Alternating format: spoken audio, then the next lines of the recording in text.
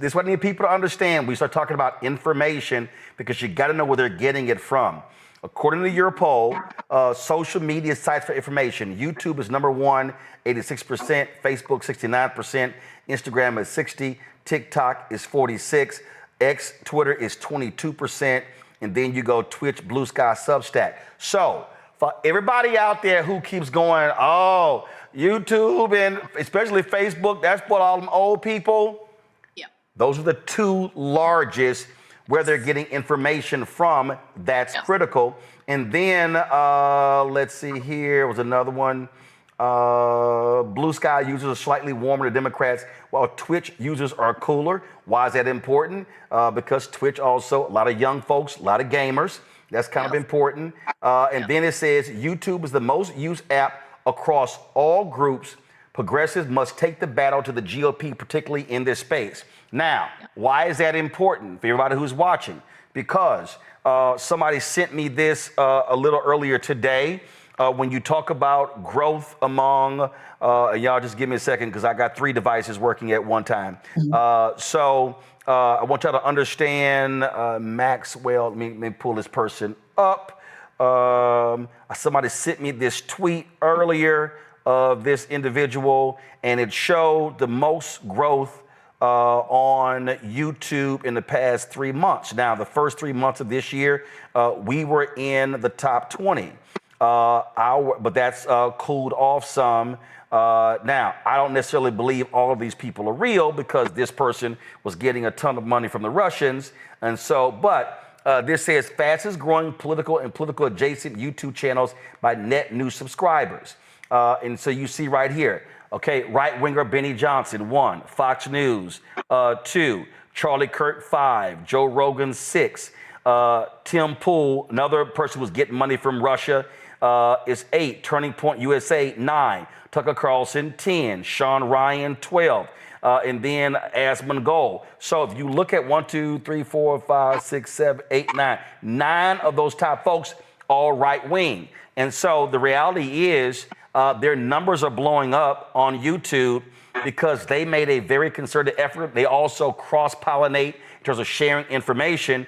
And when you talk about investment from groups in terms of advertising or whatever, they are feeding those channels, which allows for them to market, improve their product. And the reality is progressives aren't doing that at all. If I pulled up right now the YouTube chart that showed you, the top 100 YouTube shows, what people are going to see is they're going to see a lot of right wingers in the top 20, in the top 100, because that's who's driving it. And so folks just need to understand what's going on here in terms of the ideological battle that's happening on YouTube right now. That's right. And you can see across the board, it's the top, app that people are using. It is a place where, there is a battle happening, and we are losing. And we know that our people, it isn't just that our people are also watching those shows. I mean, when we did, our focus groups earlier in the year, we asked people what shows they watch, what were they watching on social media, who were they following on Instagram and TikTok, and on YouTube, they're watching Joe Rogan. Right. And it isn't that they're still voting for Democrats, or they're still turning out, but they're getting that information. Right. So it's shaping people's understanding. And again, when we talk about misinformation and disinformation and propaganda, when it shows up in that way, like we ask people, do you go to these places to get political information? And folks said no. But the issue here is that the ads are coming up while they're watching these shows. And in fact, they do it to us. In fact, people don't understand, the right wingers are buying ad space on YouTube to show up on this show. Yes. And this is, and for all you Simple Simons out there who were bitching and moaning when the Kamala Harris campaign did $350,000 in advertising with us, when it should have been actually 3 times that much for all y'all who are tripping. Folks were like, oh yeah, you taking 350,000 from them. Oh, well, guess what? That same Benny Johnson I showed, he was getting hundreds of thousands through a Russian front company every month. Tim Pool was doing the exact same thing. The Republicans dump advertising money into all of these shows. So people don't even understand the game, Adrian. Folks need to understand this right here is a YouTube weekly top podcast for July 7th through the 13th. Remember that guy who cracked all of those racist jokes at the Trump Madison Square Garden rally and he got reamed? That's Kill Tony. He is #1 for this week on YouTube. Joe Rogan is 2. Progressive Midas Touch is 3. Then you see 48 Hours. You see all of a sudden you see Sean Ryan, Tucker Carlson. You see progressive Brian Tyler Cohen. Then all of a sudden, right-winger PDB right here. A right-winger Theo Vaughn. Right-winger Megyn Kelly. Right-winger Tim Cass. The Vori Darkins. Then you see, you can go on and on and on. And now, for African Americans, I need people to pay attention. Highest ranking, well, first, I don't know who this DeVory Dawkins is, but Gilbert Arenas, he's 21, sports. Club Shay Shay is 24. Then you keep going. Let's see here. I just like people need to understand. Carmelo Anthony, number 34. Tim Pool is a right winger. He has 2. He's at 36. The Pivot podcast, number 40. Sports guys. 85 South Comedy Show. The Comedic Brothers out of Atlanta, right there. 5 Club, 520 podcast, 520 in the morning, African American as well. All right, so you keep going. Joe Button, 59. And I'm not criticizing them. I'm just showing people the numbers. These are the numbers. Then all of a sudden you keep going. Right winger Ben Shapiro. Now, that's us at 78. We are the only black news show, the only black non-entertainment sports show in YouTube's top 100. So to your point, where are black people getting their information from? It's from other people, because on March 4th, when we did our special, the State of Our Union, we showed our power. 250,000 people watched us live. If I look right now, it's 3,400. So where are the other 247,000 that are watching March 4th? So when we say, hey, we don't have the information, we're watching sports and entertainment. That's right. And this is the whole game, right? This is the whole game. We wonder why millions and millions of black folks stayed home, is because they were getting information that suggested from all these different podcasts and the ads that were coming across all their social media feeds that they should stay home. And what there wasn't was a robust counter narrative coming through shows that care about our people, right? That care about our future, that want to make sure that our community is informed. Those shows, yours, of course, right, stands out. But why don't we have an ecosystem that is informing people, and not just the black community, right? Other communities as well. Why don't we have a similar ecosystem? Why is it not being invested in? Why do people take it for granted? Why do people think they can wait to the last minute and just put ads up on traditional television where no one is watching? Certainly not the voters that we need to turn. Certainly not the folks that we need to be informed so that they can be engaged. It is a total mismatch. It is malpractice in terms of people who say that our democracy is so important that we need to do everything that we can, and yet we are willing to give away the information ecosystem. And the last one here, since y'all dropped your poll, how many media outlets have booked y'all to discuss it? That'd be you. And I think that this is the same question you asked me with the last poll, and I had to say that would be you. And folks, this ain't about ego while I'm asking that question, because I'm trying to explain to y'all this the problem.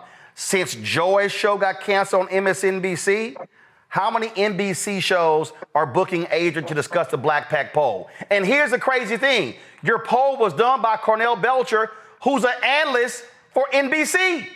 Yes. So I need people watching to understand that if you do not have black-owned media, the reality is this BlackPAC poll, folks would see it if it's on social, because the very shows are not booking. So radio shows should be talking about this and others, But the problem, and I said this when Tom Joyner retired, I said this, and that was part of the reason why I launched this show.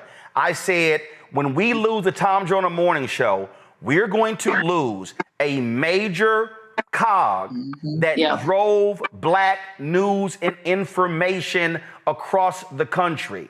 And I don't care, y'all can talk all y'all want about the Breakfast Club and all the rest of these shows, but if you take the Breakfast Club, Ricky Smiley, D.L. Hughley, Erica Campbell, Steve Harvey, and put all the black syndicated shows together, combined, they do not do as much black news and information as the Tom Joyner Morning Show did. And so, to Adrian's point, if we do not have the black media ecosystem that's driving our messaging out, so we got to support and invest in shows like this. And that's why we got 4 other shows, because I can't be every damn where, but it's a dearth of information that we are facing. Right. Yes. Absolutely. Great job with the poll. We'll push this out on social. Adrian, thanks a lot. I appreciate you. Thanks a lot. You know, I can't make this point enough, Niambi, and I need people to really understand. Go back to my iPad. When you look at this top 100, I'm gonna start with 100. Rubin Report, guess what? Right winger. Nancy Grace, right winger. Young Turks, progressive, but they all over the place these days. Will Kane Country, Fox News, right winger. I mean, you start going up this list, and it is a ton of right wing people. And again, it's not being arrogant or cocky, but we're the only in the top 100. And we were off and on for the past couple of weeks. We were on 1 week, off 1 week. But us at 78. Yo, there's no, outside of sports entertainment, there's nobody else black. Mm-hmm. And I think you highlighted something that's really important, Roland, is the dearth of black media. I mean, with the exception of a few stations, we can think about folks like Harold Fisher and WHUR, but clearly, there aren't many. And when we think about how local media has just been hollowed out, there are even fewer outlets.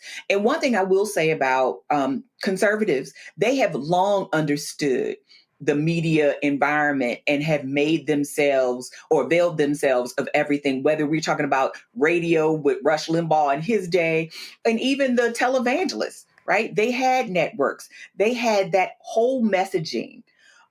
From records to video. I mean, like, they understood that they might not win on the numbers, but if they can get people's ears and they can get their eyeballs and they can get in their mind, then they can do some things, and they've moved the needle politically. I mean, the Dobbs decision didn't just come out of thin air. That was 60 years of campaigning that happened on conservatives. So they've been innovators for a very long time in the media space, and they were early adopters of social media and being online and being perpetually and chronically online, bringing people to these different platforms, from YouTube to the podcast. So, I mean, this is part of the reason why I think Republicans have been so successful through the years, because on the numbers, most people don't want what their politics are. But they have been able to draw enough people in with a convincing message. They know how to stay on message, and they are extraordinarily disciplined. And they sprinkle themselves throughout so many environments, from school boards to radio and TV and everywhere else in between. And I think the thing about conservatives is they leave no stone unturned, whereas Democrats will still leave things on the table. Conservatives don't take for granted that people are just going to be persuaded by policy, right? I mean, most people don't like their policies, but they like their messaging about their policies. And that's what gets them every time. Omekongo, I remember discussing this story. This story here dropped January 4th, 2020. And it was in the New York Times. And it was right-wing views for Generation Z, 5 minutes at a time. Dennis Prager launching PragerU, a fake university. But Candace Owens came through there. The story showed, and I remember sending this to progressives saying, y'all better pay attention.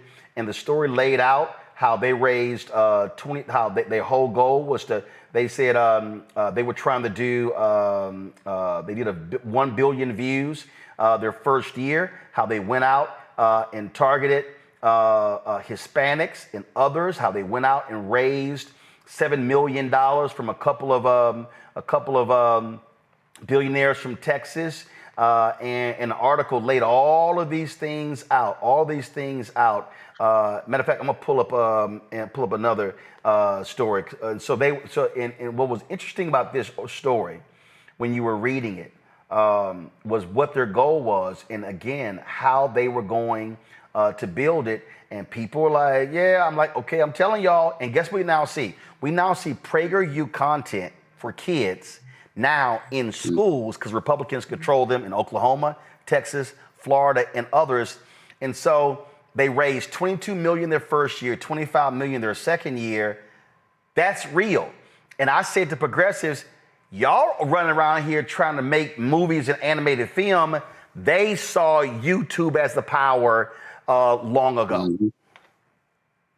Well, yeah, it's almost like following Niambi's point. It's almost like YouTube is the new AM radio for them because they dominated back in the days with AM. No. YouTube is ABC, NBC, CBS for them because YouTube is the largest video platform in the world. They are bigger than Netflix. I didn't realize they're bigger than Netflix. They're bigger than Netflix.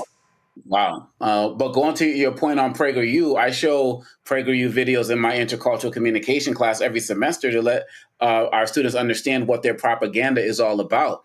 And to go to your point further with them, PragerU is now partnering with the Department of Education to produce videos on the founding of America for America at 250 years. So that's how deep this fake university, this fake organization is going. The Republicans do not play as it relates to propaganda. They do not miss an opportunity to get out there and control the message. Even if you go on YouTube right now, you got all of these people, guys like me, who speak on like diversity, equity, and inclusion and things like that. But if you type it into YouTube, like the first 25 videos are going to be something about from like Candace Owens and Ben Shapiro. It's going to be anti-DEI folks. That's how prolific they are with what they're doing. And the fact that we're spending so much time looking to be entertained on these platforms, it shows the dirt where the real problem is. And I'm hoping that this survey, that the study that the sister did with Cornell can get out more so people can really start understanding that all of these networks out there, they're training their eyes on YouTube, the Instagram, the Facebook, and our young people are still going there. If we do not learn the lesson now, seeing what Joe Rogan and all of these other guys are doing, we can easily be in those spaces crushing it. If we could just be half as serious as you are with the Black Star Network, we can make some real changes. And PragerU is another example of their propaganda machine on full blast. We should have paid attention when you said we should have. This is what folks are not getting, Larry. Go to my iPad. Streaming services captured 44.8% of all television viewership, while traditional broadcast and cable networks combined for 44.2%.